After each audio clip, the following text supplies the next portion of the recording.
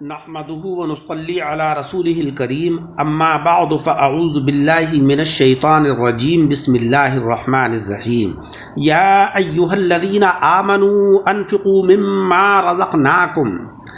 اے وہ لوگوں کے جو ایمان لائے، انفقو خرچ کرو، مما اس میں سے، رزقناکم جو ہم نے تم کو دیا،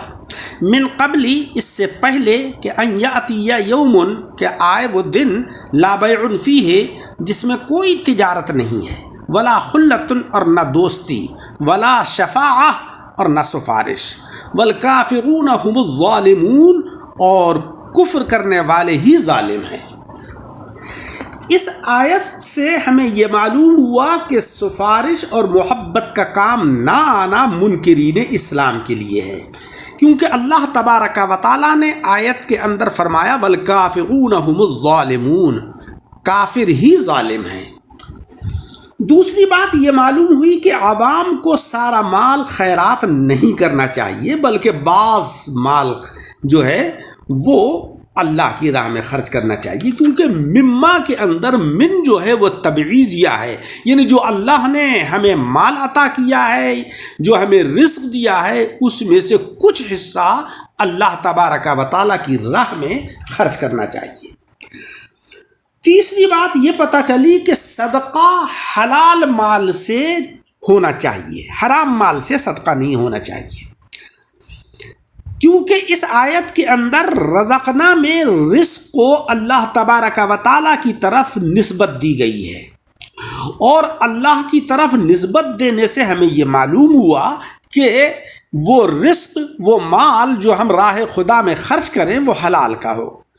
اگرچہ ہر مال اللہ ہی کا عطیہ ہے مگر اس کی طرف نسبت صرف حلال مال کی ہی کی جاتی ہے۔ چوتھی بات یہ معلوم ہوئی کہ بخل یہ صفت جو ہے وہ منکرین اسلام کی ہے۔ اس جگہ کفار کے ذکر کرنے سے یہ بات ہمیں پتہ چلی، جس مسلمان کے اندر بخل جیسی بدترین صفت ہو اس کو یہ صفت دور کر دینا چاہیے۔ پیارے آقا علیہ الصلاۃ والسلام کا ارشاد عالی ہے کہ سخی انسان اللہ سے بھی قریب ہوتا ہے، لوگ بھی اس کو پسند کرتے ہیں، اور وہ جنت کے بھی قریب ہوتا ہے اور دوزخ سے دور ہوتا ہے، اور بخیل اللہ سے بھی دور، انسانوں سے بھی دور، جنت سے بھی دور، اور جہنم کے وہ قریب ہوتا ہے۔ اس آیت کے اندر یا ایھا الذین آمنوا، اے وہ لوگوں کے جو ایمان لائے، اس میں عام مسلمانوں سے خطاب ہے، جو بھی ایمان لایا وہ مخاطب ہے، مال والوں کی خصوصیت نہیں ہے کہ لہذا کہ جن کے پاس مال ہے وہی اس کے مخاطبین ہو، ایسا نہیں ہے، بلکہ ہر مسلمان جو ہے وہ اس کے اندر شامل ہے۔ لہذا انفقو اور ما رزقنا کے عام معنی ہی کرنا چاہیے، جس پر کہ امیر اور غریب سب عمل کر سکیں۔ بھائی جس کے پاس مال زیادہ ہے اس کو زیادہ خرچ کرنا چاہیے، جس کو اللہ نے مال کم دیا ہے وہ اپنی حیثیت کے مطابق اللہ کے راستے میں مال خرچ کرے۔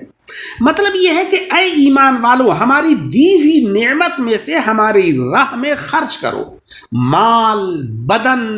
نفس، وقت، سانس، خیالات میں سے زکوٰۃ نکالو، 24 گھنٹے میں سے کچھ ساعتیں ہمارے ذکر کے لیے وقف کر دو، یہ جو ہے وقت کی زکوٰۃ ہے۔ 24,000 سانسوں میں سے کچھ سانسیں ہماری راہ میں خرچ کرو، یہ انسان کی سانسوں کی زکوٰۃ ہے۔ چلنے، چھونے، دیکھنے، بولنے، سمجھنے کی قوتیں جو ہم نے تم کو عطا کی ہیں ان میں سے کچھ ہماری راہ میں خرچ کرو، دین کی اشاعت کر کے، دین کو پھیلا کر، دین کے اوپر عمل کر کے۔ اور قرآن عظیم میں بھی ہے کہ الیوم نختم علی افواہہم وتکلمنا ایدیہم وتشہد ارجلہم بما کانوا یکسبون، ہم تو منہوں کے اوپر مہرے لگا دیں گے، انسان کے اعضاء خود بخود اپنے کارنامے بیان کریں گے کہ الہی اس نے فلاں وقت ہمارے ذریعے سے یہ نیکیاں کی تھیں اور فلاں وقت اس نے ہمارے ذریعے سے یہ برائیاں کی تھیں۔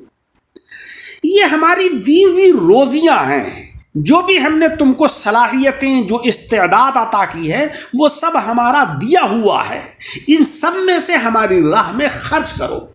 کچھ ہمارے لیے بولو، کچھ ہمارے لیے چلو، کچھ ہمارے لیے چھوؤ، ہمارے لیے دیکھو، ہمارے لیے سوچو۔ چونکہ دنیا میں کمائی کے تین ہی طریقے ہیں۔ انسان تجارت کے ذریعے سے مال کماتا ہے،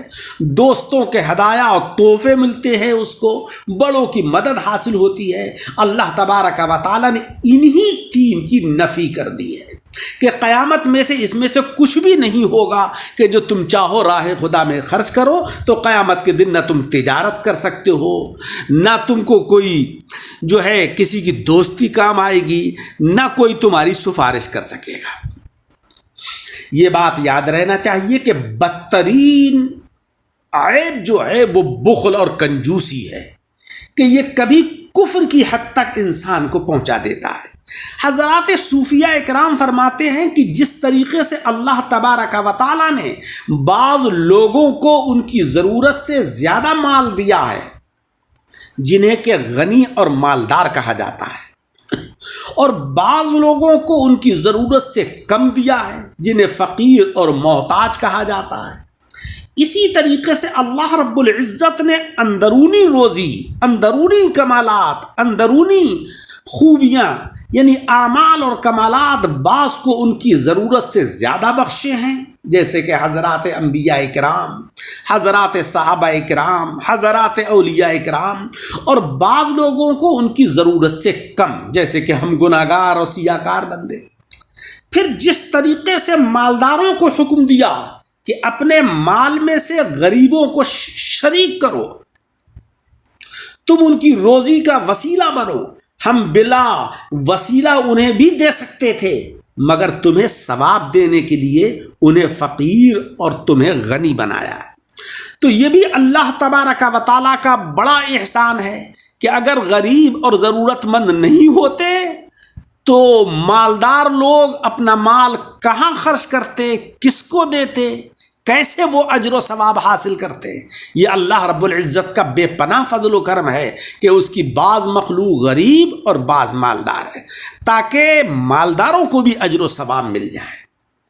اسی طریقے سے باطنی مالدار، باطنی اغنیاء کو حکم دیا کہ اپنے اعمال اور کمالات میں سے گناہگاروں کا بھی حصہ رکھو۔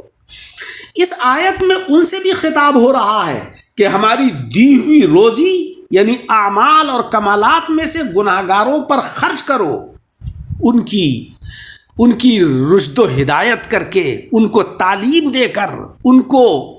نیکیوں کی طرف مائل کر کے، ان کی اصلاح کر کے ان کی مدد کرو۔ اسی لیے جناب احمد مجتبیٰ محمد مصطفیٰ صلی اللہ علیہ وسلم ہر لمحہ، ہر وقت اپنی امت کی فکر فرمایا کرتے، اپنی امت کے لیے دعائیں فرمایا کرتے، اور قربانی فرماتے تو اپنی امت کی جانب سے بھی قربانی فرمایا کرتے تھے۔ کسی بزرگ نے شیطان سے پوچھا کہ تو لوگوں کو کس طریقے سے بہکاتا ہے؟ تو شیطان بولا کہ 3 طریقوں سے میں لوگوں کو راہ راست سے بھٹکا دیتا ہوں۔ نمبر 1 بخل اور کنجوسی سے، کہ انسان کے اندر بخل اور کنجوسی ہوتی ہے۔ جو انسان بخیل ہوتا ہے اس کو میں بخل کے ذریعے سے، اللہ کی رحمت سے، صالحین کی توجہ سے، ہر چیز سے میں دور کر دیتا ہوں۔ اور دوسرے غصے کے ذریعے سے، غصہ ور آدمی کو ایسا گھماتا ہوں کہ جس طریقے سے بچہ گیند کو گھماتا ہے۔ اور تیسری چیز ہے نشہ۔ نشہ اتنی بڑی چیز ہے کہ نشے والے آدمی کو شیطان ایسے ہانکتا ہے کہ جس طریقے سے چرواہا بکریوں کو ہانکتا ہے۔ حضرت امام محمد بن اسماعیل بخاری رحمۃ اللہ علیہ سے روایت ہے کہ اللہ تبارک و تعالیٰ نے حضرت جبریل علیہ السلام سے معلوم کیا کہ اگر ہم تم کو زمین پر رکھتے تو تم زمین پر کیا کام کرتے، کیا عمل کرتے؟ حضرت جبریل نے عرض کیا کہ 3 کام کرتا۔ نمبر 1 غریبوں کی مدد کرتا، کیونکہ غریبوں کی مدد کرنا یہ بہت بہترین عمل ہے جس کی کہ خواہش حضرت جبریل علیہ السلام نے بھی کی۔ غرباء کے اندر سب سے پہلے اپنے اعز و اقارب کی خبرگیری کرنا چاہیے۔ اس میں دو فائدے ہوتے ہیں، ایک تو صدقے کا اجر و ثواب ملتا ہے اور دوسرے صلہ رحمی کا بھی اجر و ثواب ملتا ہے۔ حضرت جبریل نے فرمایا کہ میں 3 کام کرتا، غریبوں کی مدد کرتا، مخلوق کے عیب چھپاتا۔ عزیزوں، آج ہمارے اندر یہ بڑی کمی کی بات ہے کہ اگر ہم کسی اللہ کے بندے یا بندی میں کوئی عیب دیکھ لیتے ہیں یا ہمیں معلوم ہو جاتا ہے تو ہم اس کو عیاں کرتے ہیں، اس کو رسوا اور ذلیل کرنے کے لیے۔ لہذا ہمیں اس چیز سے بچنا چاہیے۔ دیکھو حضرت جبریل علیہ السلام نے یہ خواہش کی کہ اے اللہ، اگر تو زمین پر مجھے بھیجتا رہنے کے لیے تو میں غریبوں کی مدد کرتا اور دوسرے مخلوق کے عیبوں کو میں چھپاتا، اور تیسرے پیاسوں کو پانی پلاتا۔ پیاسوں کو پانی پلانے کا مطلب خالی یہی نہیں ہے کہ میں ان کی پیاس ہی پانی سے بجھاتا، بلکہ ان کے اندر اگر دین کی کمی ہوتی تو اس کمی کو میں پورا کرتا، اگر ان کے پاس مال نہیں ہوتا تو میں اس کمی کو پورا کرتا، گویا کہ ہر ضرورت مند کی ضرورت کو میں پورا کرنے کی کوشش کرتا۔ یہاں پر خرچ کا، اس آیت میں خرچ کا تو حکم دیا، انفقو، خرچ کرو، مگر اس کا مصرف نہیں بتایا کہاں پر خرچ کرو، کیونکہ ہر خرچ کا مصرف جداگانہ اور علیحدہ ہے۔ صدقات کا مصرف فقراء، ہدیے کا مصرف اہل قرابت، اہل رشتہ دار، جان کا مصرف دین کی اشاعت کے میدان کے اندر کوشش کرنا، سانس کا مصرف اللہ تبارک و تعالیٰ کا ذکر کرنا، غرض کے بے شمار مصارف ہیں۔ ان سب کا اجمال یہ ہے کہ ساری نیکیوں کا مصرف رضائے باری تبارک و تعالیٰ اور رضائے جناب احمد مجتبیٰ محمد مصطفیٰ صلی اللہ علیہ وسلم ہونا چاہیے۔ حقیقت یہی ہے کہ جس عبادت سے وہ محبوب راضی ہو جائے وہی درست ہے اور باقی سب کچھ برباد ہے۔ نماز ہو، روزہ ہو، زکوٰۃ ہو، حج ہو، قرآن عظیم کی تلاوت ہو، جتنی بھی عبادات اور ریاضات ہیں، سب کا یہی مقصد ہے کہ اللہ اور اس کے رسول صلی اللہ علیہ وسلم ہم سے راضی ہو جائیں۔